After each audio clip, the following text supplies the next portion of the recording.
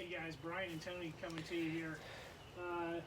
We wanted to do a little video to give you the basics of the Harben P-Pump and let you know what it does and how it does it and why it does what it does. This pump was invented in 1971 by Harben. It's of our own design and build.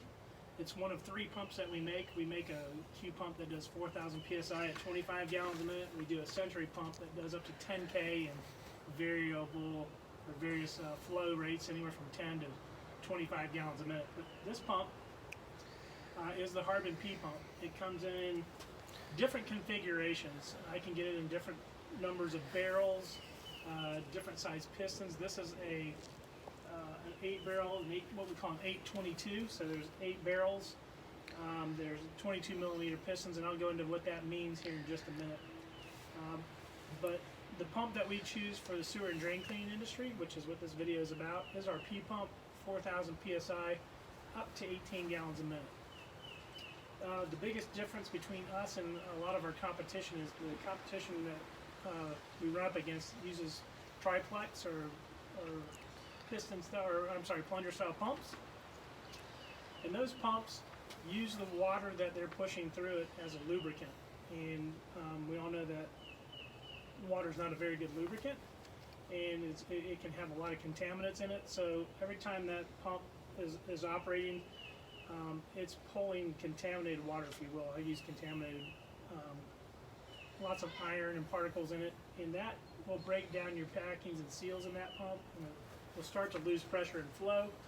And you won't notice it right away, but over time you'll notice that you're not as effective at jetting as you used to be, and it's usually because that pump is starting to wear down and it has to be rebuilt. The Harben pump, on the other hand, is not built the same way. It is a radial piston diaphragm pump. It is designed so that we can do a couple things that our plunger pump friends cannot. One is we can freeze it to a certain degree without damage. A deep freeze can damage some of the diaphragms and the O-rings that are in there. And the other thing we can do is we can run it dry.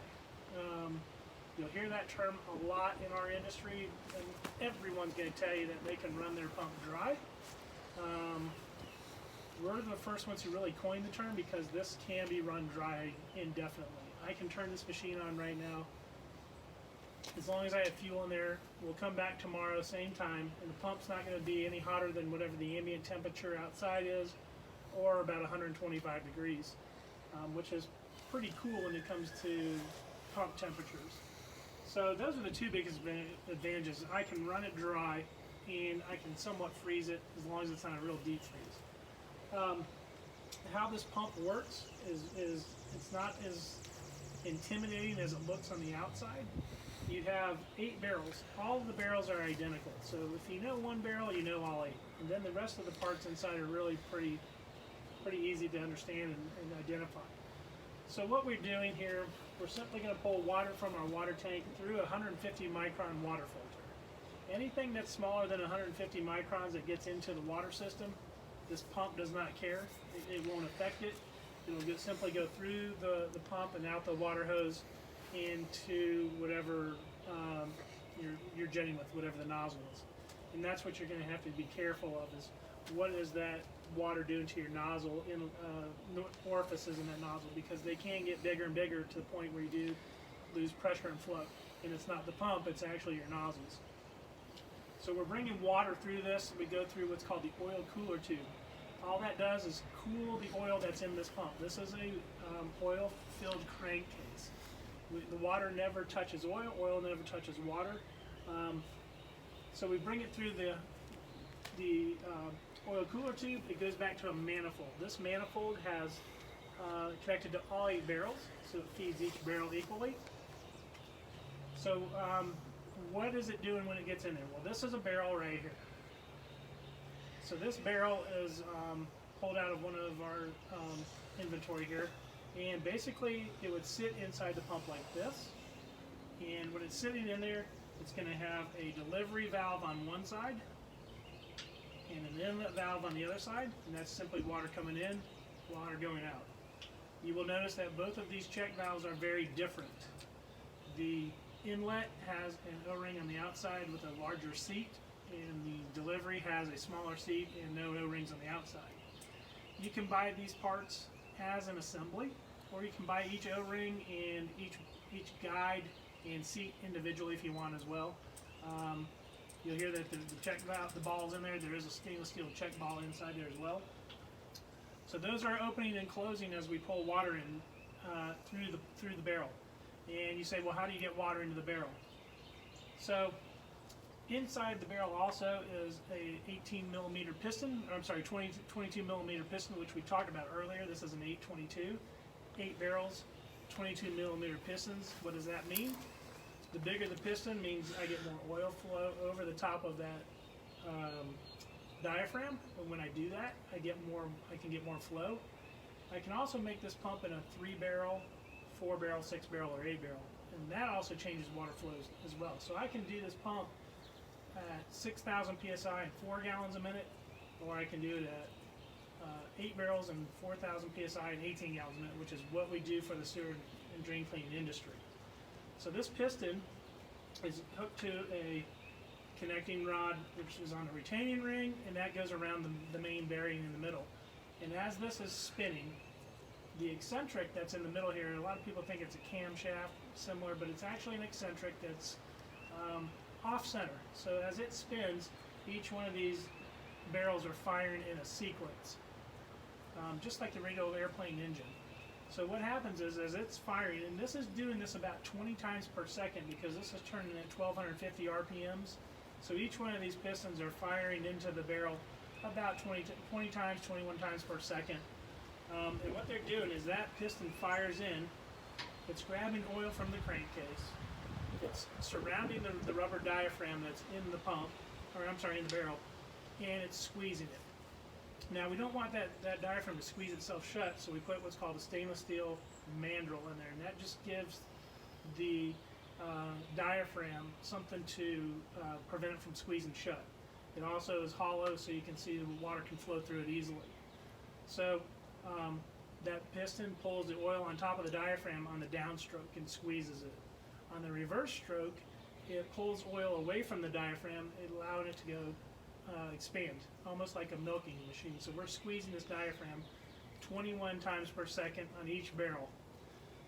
What that does is, as we squeeze that, each one of the check valves I just talked about are opening, allowing a slug of water to come in, and then closing that one and allowing a slug of water to go out.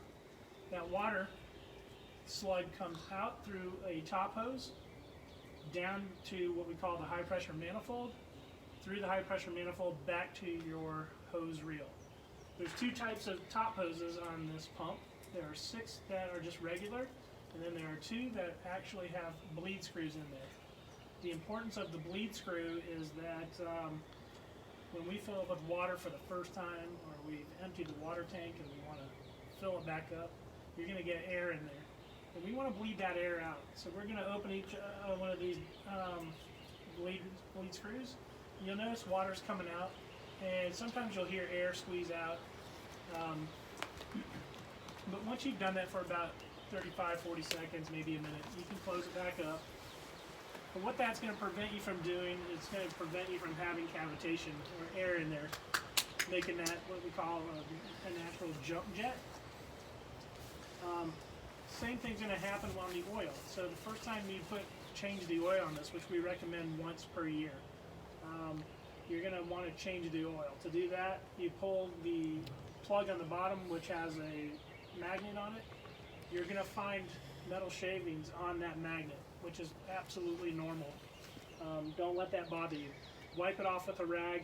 Stick your finger there, make sure you can get any of those little shavings out. What that magnet does is it prevents the shavings from floating around in the oil and destroying, maybe getting caught in a piston or in a connecting rod and making it seize up. So we pull that out. It's absolutely normal because it is metal on metal. You are going to get shavings.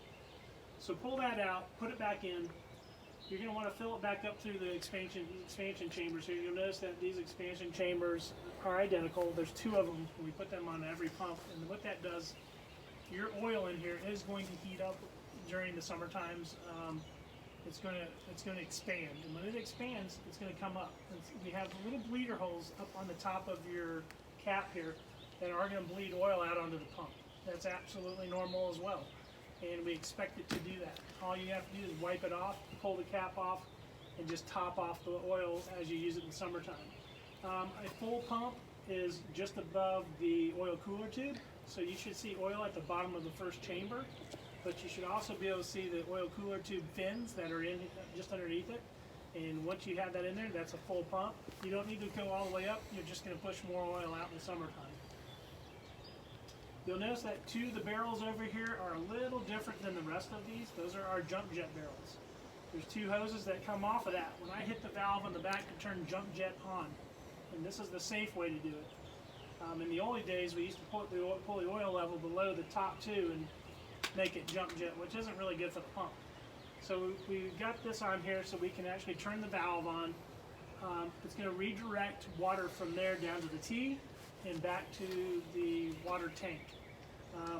These two hoses over here, a lot of people are confused by them. They are called jump jet hoses to the T. So they're T jump jet hoses. And they're both about 18 inches in length.